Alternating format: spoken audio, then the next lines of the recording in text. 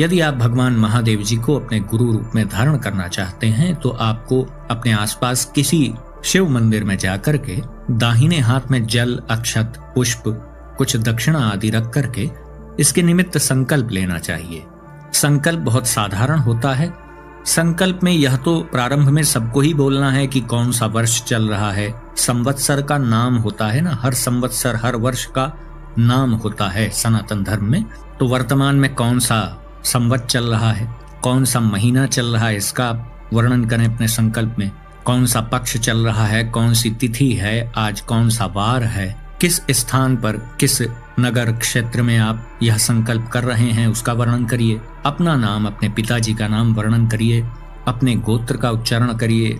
यदि कोई माताएं बहनें ऐसा संकल्प ले रही हैं तो यदि वह कुंवारी हैं तो अपने पिताजी का नाम ले सकती हैं, और विवाहिता हैं तो अपने पतिदेव का नाम लें।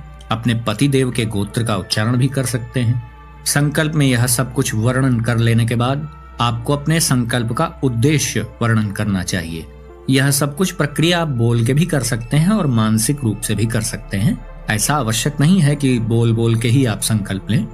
अंत में आप संकल्प में यह कह सकते हैं कि हे महादेव जी, मेरा कोई प्रत्यक्ष गुरु नहीं है, अध्यात्म मार्ग में, भगवत पथ में मेरा मार्गदर्शन करने वाला कोई नहीं है, तो हे प्रभु, मैं मानसिक रूप से आपको ही अपना मानस गुरु मानता हूँ और आज से आपको ही अपने गुरु रूप में वर्ण करता हूँ।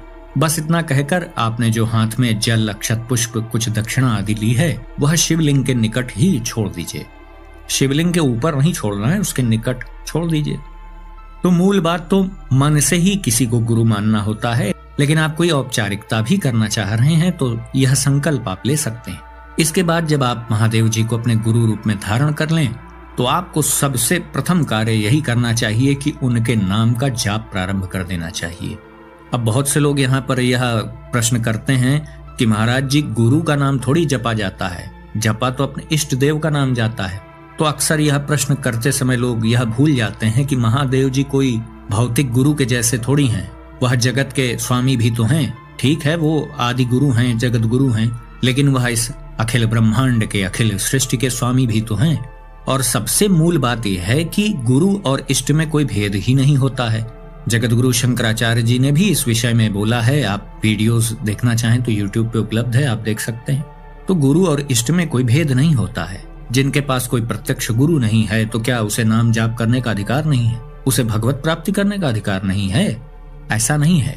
भगवत प्राप्ति का अधिकार तो मनुष्य मात्र को है, चाहे वो किसी भी जाति पाति का हो, महिला हो, पुरुष हो, धनवान हो, निर्धन हो, सबको ही भगवत प्राप्ति